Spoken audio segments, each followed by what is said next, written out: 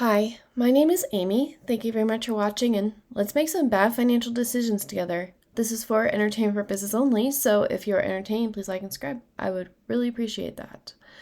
So, I would like to talk to you a little bit more about this butterfly strategy because I feel like I was a little rushed yesterday and I didn't have the diagram prepared, and it took me a little bit to understand what this was about. So, also, when I said that I was distracted yesterday, what I really meant was I was on the SunoAI Reddit app and someone mentioned Klingon battle polka, and I was like, mission accepted. So now we have a Klingon song, and in order to read the Klingon that ChatGPT created, I needed to download a font on my computer, and then I had to figure out how to install a custom keyboard. So now I have Klingon on my computer, and iMovie was able to read the custom font. And if you thought that ChatGPT, it was difficult to get it to give you math correctly, try having it give you a made-up language correctly. So it took a few tries to get the correct spelling and everything in there for the song that ChatGPT gave me. So we do have a Klingon by the Dip song. Anyways, so I like to think of it, well, the way that butterfly spreads are explained on YouTube are like if this is the body of the butterfly, that's the strike price. The strike price is the spine of the butterfly. And then what they would do is measure the risk of this butterfly by the wingspan. So the spread itself is the wingspan. And they would say, like, if 560 is 0.3 delta, you would actually be doing your strike price here. But to me, it makes more sense to be the riskiest part closest to the spine of the strike price. So that's how I'm doing it. I don't think anyone's going to come down and like thwack me on the head and be like, no, the risk has to be on the outside. No, the risk, the 0.3 delta here, which a 0.3 delta, according to Robinhood, is a 75% chance of not losing. So like once a week, I would expect to lose my bet. Basically, 1 in a 4 chance. So, what does that mean for me? If I have a call spread and it's the 5650 to 5660 and my collateral is $1,000, my maximum profit is $315. I would close it when I have made $150. That way, because sometimes in the market things are going your way, and then all of a sudden it makes a U-turn, and this is more aggressive than a 0.25 delta. So we'll try to do the risk adjusted, especially if we do this daily, then Robinhood makes you actually buy to close if it's within the day. So $150 is my goal of profit, but my maximum loss is $685. So if I only did this part of the spread, my maximum loss is $685, which is like an 8,000% yield almost. And if you only make $150 a day and there's 250 trading days in a year, then you would still get like almost 4,000% return, which is ridiculous and indicative that this is actually really, really risky. So but if you don't want to have a $685 maximum loss, what you could do is a butterfly puts. And what a butterfly puts is they basically say this delta of the risk that you're defining, you have to find what is the complementary or like the opposite delta. So here, the 5535, this is a minus 0.3 delta. So this is as risky as this, just opposite. And so the maximum profit for this one would be $280. And I would be aiming for $140 of profit per day. And my maximum loss is $720 in this direction. So if the price falls and I don't make it goes past the break even, then I can lose only $405 every day in either direction. And if the combined amount of collateral is $2,000, so that's a quarter of what I have invested every day. But a broken butterfly is basically saying like, okay, well, I'm getting $315 for this 0.3 delta. Like you pick a side where you care about the delta. Here I'm saying like, I want to make at least $300 or at least get a premium of all $300 per day. And then I just choose on the opposite side, the one that has the mirroring premium. So my puts then would be more risky than my call because it's closer to the spine of the current strike price. So what that does for us, though, is instead of the maximum loss of $405, that is a maximum loss of $370. So equals minus this. So we're saving a $35 risk, which, I mean, when you put it like that, you may as well just have the same risk and just know that on one side you won't get as much premium. So I'm glad that we did that together now. So because this $370, this $400, this is real money that I'm losing, which is different than if you do a high income ETF. If you say like, I want to get, well, I don't have daily, but like, let's say I have $2,000 to put somewhere. And so weekly for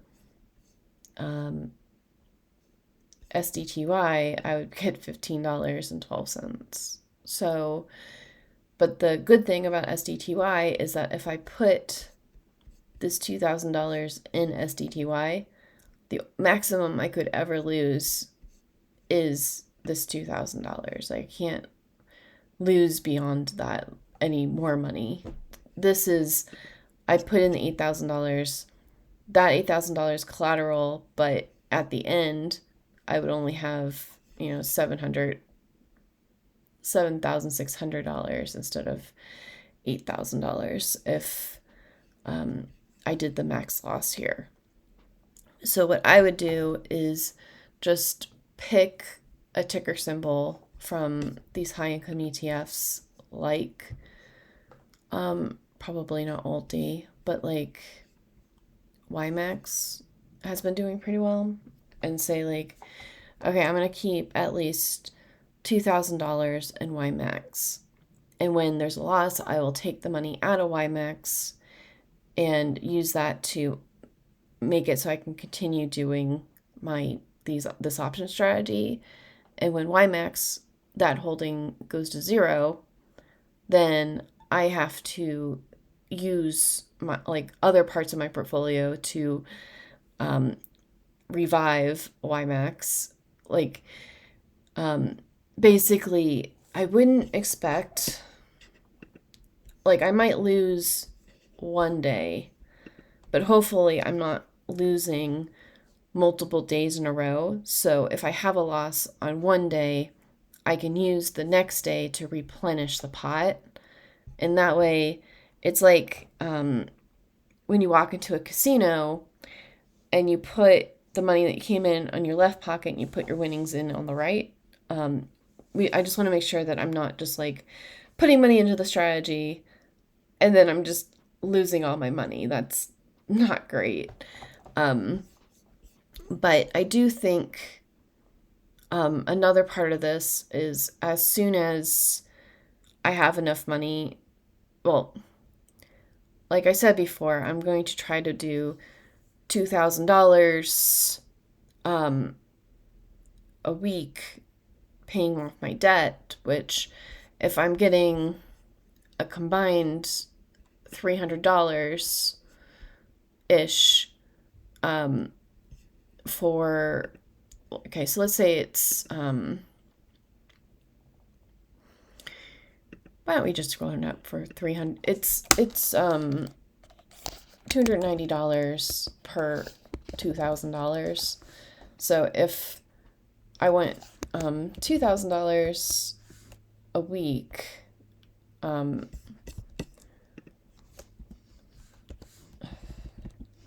that's 5, right? So I only need like I only need 4 of these, right? So if I have 4 contracts out and I'm using $4,000 to get $400, well,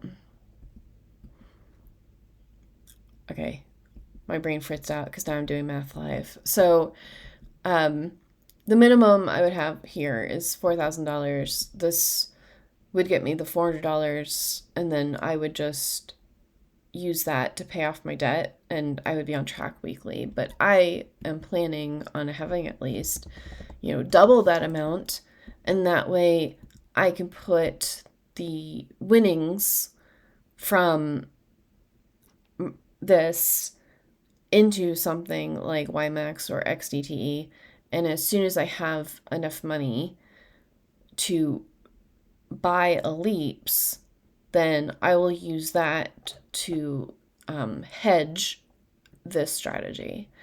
Because with the leaps, what happens is, and why don't I have Robinhood up?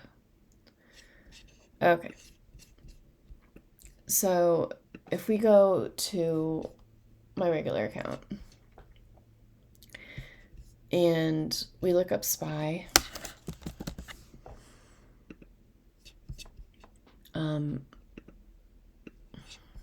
and the way that I remember SPY doing leaps is basically like you click on buy, you click on call, and you just scroll all the way to the end, give yourself as much time as possible, and then the current price is $5.65. So you just basically go down, and whatever you can afford, that's what you should choose. So something like a 0.8 delta is what I was told, what I remember. So basically this gives you, if the price drops to like $505, you don't have to put up additional collateral when you do your copper calls. So this would cost me $12,382 if I go to the furthest expiration date, but you can say like go, this is expiring sooner, so with theta decay it's worth less money, so it's cheaper to purchase. So you can get your 505 for like $9,000 here, or you could go and buy your call for cheaper.